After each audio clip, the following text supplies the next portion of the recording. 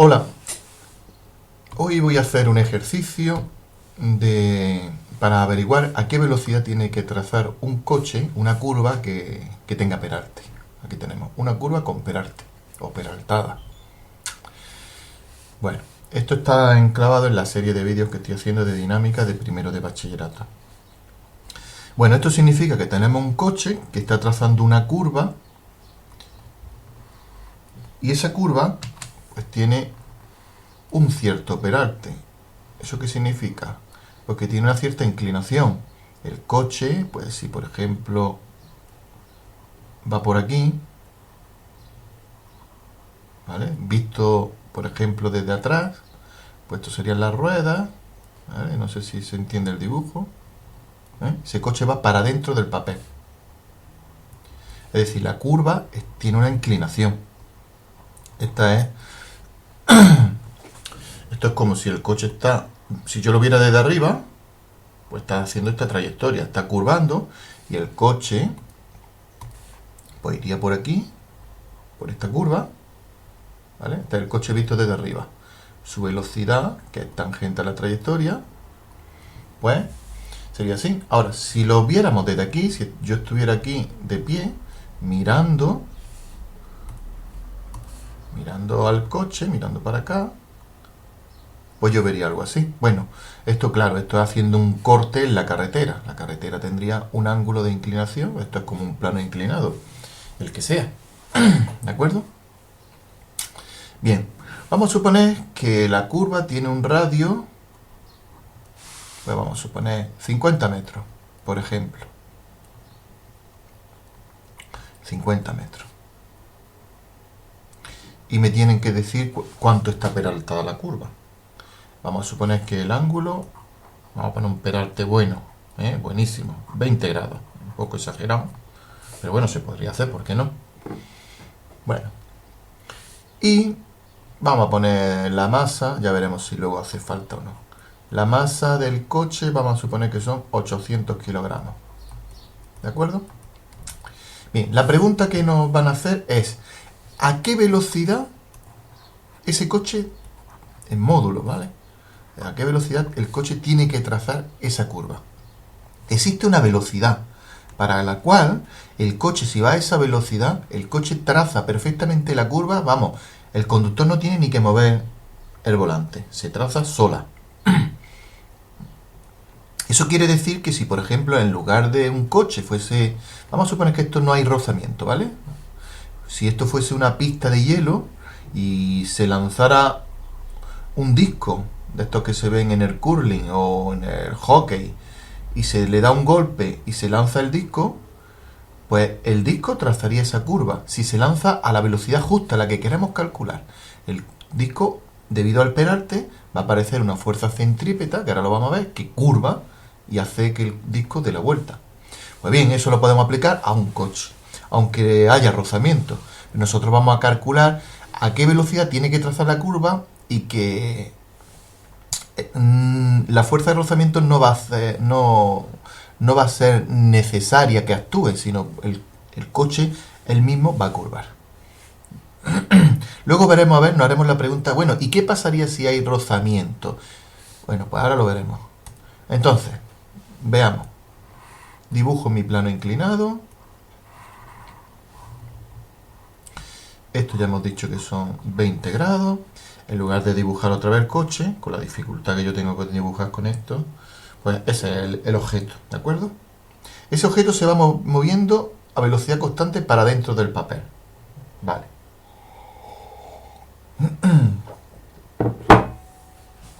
Bueno. ¿Qué fuerzas actúan sobre él? El peso, que es perpendicular al suelo, y está apoyado en una superficie, la de la carretera, pues la fuerza es normal también. Ya está. Estamos suponiendo que no hay rozamiento. O si hay, lo vamos a despreciar. No hay rozamiento. Bien. Sabemos que este cuerpo está manteniendo una velocidad constante.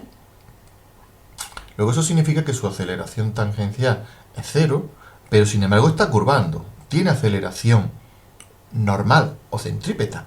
Eso significa que las fuerzas que actúan sobre él están actuando de fuerza centrípeta. Está describiendo en este momento un movimiento circular uniforme. Y un cuerpo con movimiento circular uniforme, la velocidad no cambia, luego la aceleración tangencial es cero, pero sin embargo, si curva, su aceleración normal no es cero. Tiene, porque está curvando. Bien, si tiene aceleración normal o centrípeta, entonces significa que es que entre las fuerzas, la suma de todas las fuerzas resulta que son perpendiculares al movimiento, apuntando hacia el centro de la circunferencia. Es decir, lo voy a poner en otro color. Azul. Sobre este cuerpo, si yo considero todas sus fuerzas, yo sé que la fuerza total me va a salir apuntando al centro de la circunferencia. ¿Por qué? Pues porque la fuerza total es la masa por la aceleración. Y la única aceleración que hay aquí es la aceleración normal, que es perpendicular. Luego la fuerza total es perpendicular. Y como ya dijimos, la fuerza perpendicular en una curva es la fuerza centrípeta. Luego aquí resulta que la fuerza total está actuando de fuerza centrípeta. Luego vamos a hacer el ejercicio. Y lo que vamos a hacer es sumar estas dos fuerzas y la fuerza total, yo sé que me va a salir perpendicular al giro y que actúa de fuerza centrípeta. Bien. Lo vamos a sumar, pero no vamos a ir a lo loco dando palos de ciego sumando. Lo que vamos a hacer es, vamos a poner un sistema de referencia, un eje Y aquí, tendría que ser perfectamente para abajo, aunque yo me tuerza, pero bueno. Y un eje X.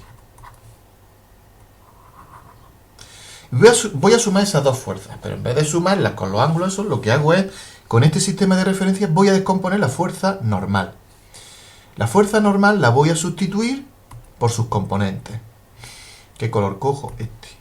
Entonces, taca, taca, taca, hasta aquí.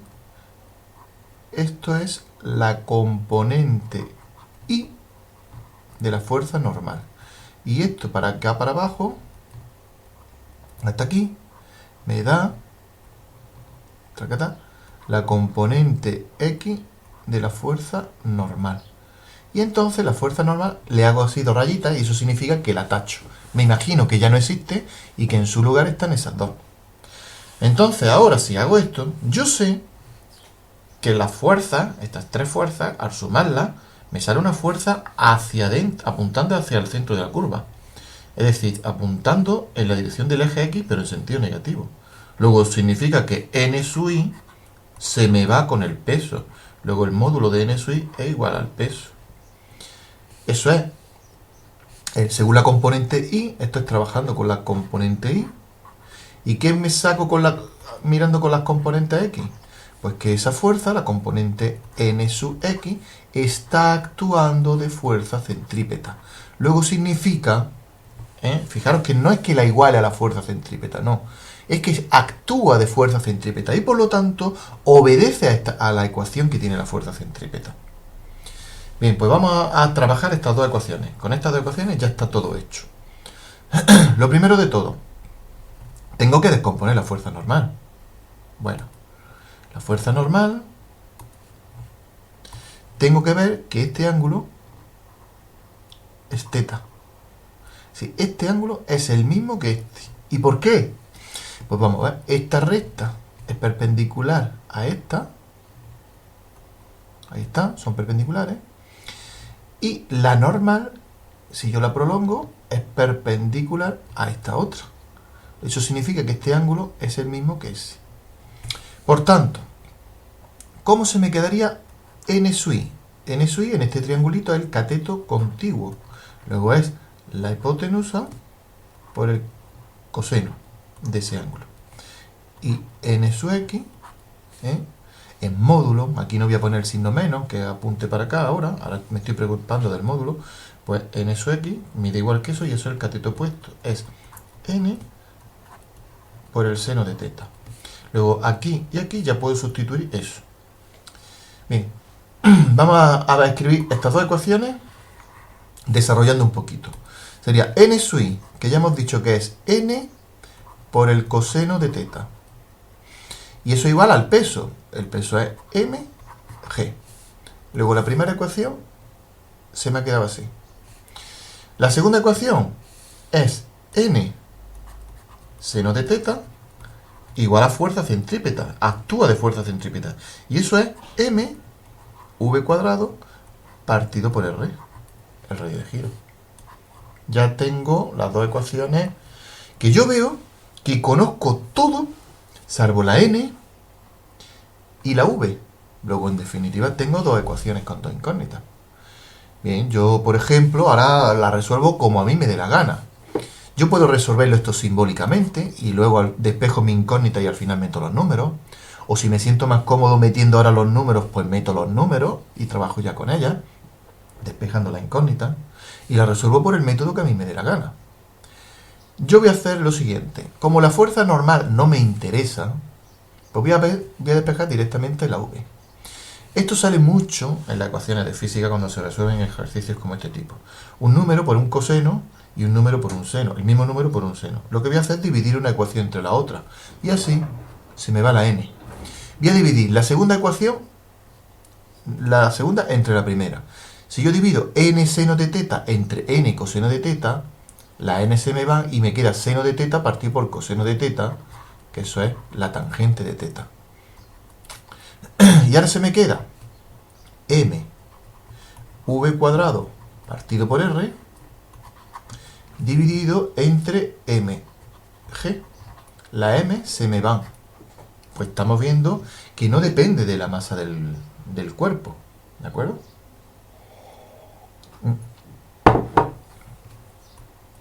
Bueno, pues lo que me queda es ahora despejar la v.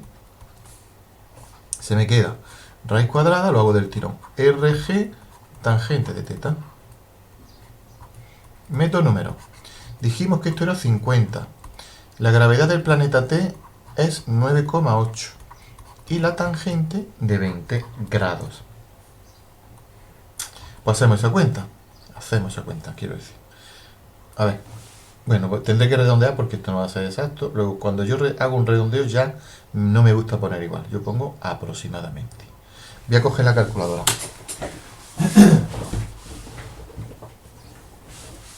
Bien. Entonces, sería el 50, el 9,8, el 20. Tengo que poner mi calculadora en grados. Cuidado, que la tenía en radianes. Bien, le hago la tangente, multiplico y hago la raíz. Y eso me ha salido, pues si pongo un decimal, va que chuta.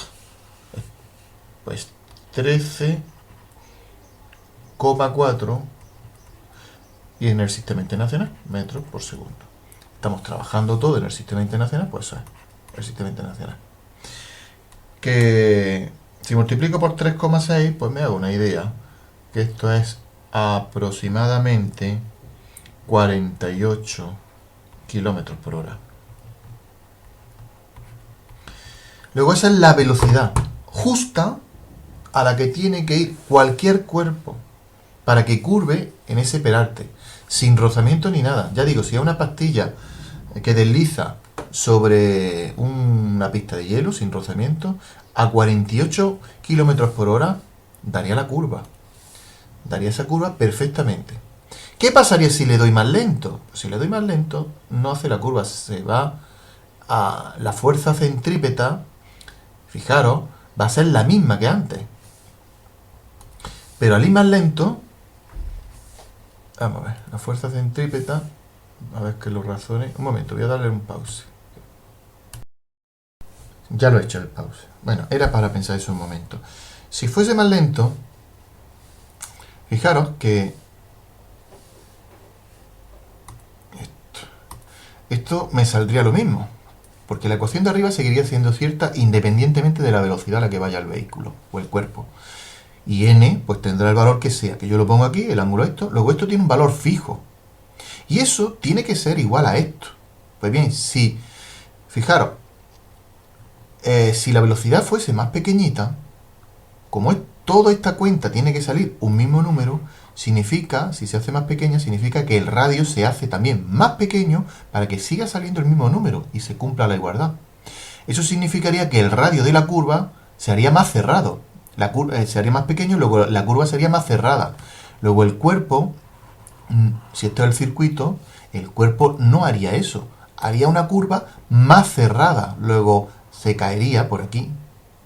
Y al contrario, si fuese a una velocidad mayor a la que hemos calculado, entonces si esto se hace más grande, el radio tiene que hacerse más grande para que esto siga siendo constante y se cumpla la igualdad.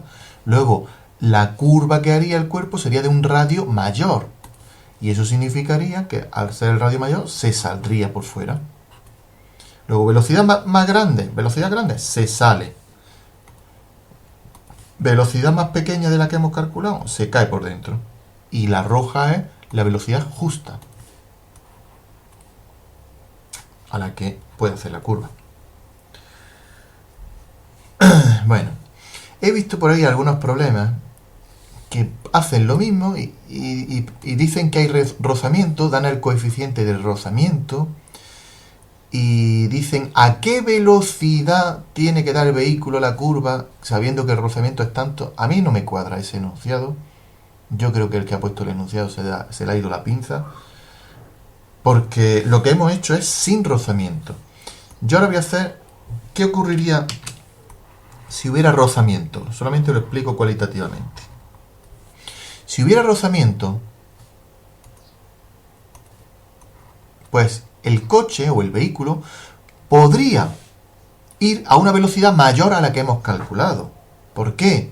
Pues porque cuando fuese a una velocidad mayor tendería a salirse, pero aparecería una fuerza de rozamiento en sentido contrario. Quiere salirse de la curva, aparecería una fuerza de rozamiento en sentido contrario que se opone a que salga. Y entonces el vehículo podría ir a mayor velocidad y permanecer en la curva. Pero claro, aparece ahora fuerza de rozamiento. Esa fuerza de rozamiento, como sabemos, tiene un valor máximo. Pues lo que me podrían preguntar en ese ejercicio no es la velocidad a la que traza el vehículo del coche, sino la velocidad máxima, que es cuando la fuerza de rozamiento sea la máxima posible. Luego, si en ese ejercicio que he leído por ahí, leyera que me dice a qué velocidad máxima el vehículo puede trazar la curva, pues lo comprendería. Pero si me dicen a qué velocidad, no existe una velocidad. Existe la velocidad que hemos calculado antes, para la cual no habría rozamiento, y luego habría una velocidad máxima, que es justamente cuando la fuerza de rozamiento se hace la más grande posible. Luego habría una franja de entre la velocidad que hemos calculado y la máxima. ¿Qué pasaría si la velocidad fuese más pequeña? Pues bueno, habiendo rozamiento, suponiendo que el rozamiento es suficiente como si cuando deja aquí el coche parado no se cae, la fuerza de rozamiento es capaz de pararlo, pues entonces no habría velocidad mínima. El coche podría trazar la curva a cualquier velocidad. Se complicaría la cosa si el coche se pusiera aquí parado y deslizara. Entonces la velocidad mínima no sería cero. Pero no me voy a meter en eso porque esto ya explica más nivel. Ahora, si yo quisiera calcular la velocidad máxima, esta, es decir, me dan el rozamiento, ¿qué tendría que hacer? Pues se hace el ejercicio, que no lo voy a hacer, porque no quiero alargar esto más de la cuenta, simplemente voy a dibujar la fuerza. Diría, ¿qué fuerza hay sobre este cuerpo? El peso. La normal, joder, me salen torcidos. Y la fuerza de rozamiento, que yo ya supongo la máxima, porque voy a suponer que va a tope de la velocidad que se sale. Y haría exactamente lo mismo que hemos hecho ahora. Un eje Y, un eje X, y entonces las fuerzas en Y se me anulan, luego fuerzas que tiran para arriba igual a fuerzas que tiran para abajo, y fuerza neta para la izquierda que me va a salir igual a fuerza centrípeta. ¿Qué tengo que tener en cuenta? Hombre, pues que este ángulo es igual a este ángulo, luego aquí me va a quedar n sub I y n sub X, pero ahora con la fuerza de rozamiento me aparece también, este ángulo también es teta, podéis pensarlo. Y esta es aquí me sale la componente de la fuerza de rozamiento, la componente X, y para abajo me sale la componente de la fuerza de rozamiento Y. Lo planteo aquí rápidamente y ya está. ¿Qué me salen? Que fuerzas que tiran para arriba, N sub I, es igual a fuerzas que tiran para abajo. El peso más la fuerza de rozamiento máxima, no pongo el máxima, que no sale aquí, I. ¿Y qué más sale? Pues que la fuerza que tiran para el centro, que es N sub X, más la fuerza de rozamiento en la componente I, igual a la fuerza centrípeta. Y aquí pondré la fórmula de la fuerza centrípeta. ¿Vale? Pues, y estas son las dos ecuaciones. Luego la fuerza de rozamiento máxima, que no se me olvide. Luego la sustituiré por mu por la normal. Y meteré aquí mu por la normal. Y aquí también. Y aquí con la x, que será con el coseno, y aquí con el seno acompañando. Y sale una ecuación un poquito más laboriosa y se puede calcular. Y se calcula qué velocidad máxima con qué velocidad máxima podría trazar la curva sin que se saliera. En fin, no sé si ha quedado bien. Esta es mi explicación. Esto es lo que hay. Si no os ha gustado, pues me ponéis a parir ahí. Yo os lo digo al revés que el resto de gente lo ve. Si no ha gustado, me lo ponéis. Si os ha gustado, no me hace falta que me digáis nada. Venga, muchas gracias.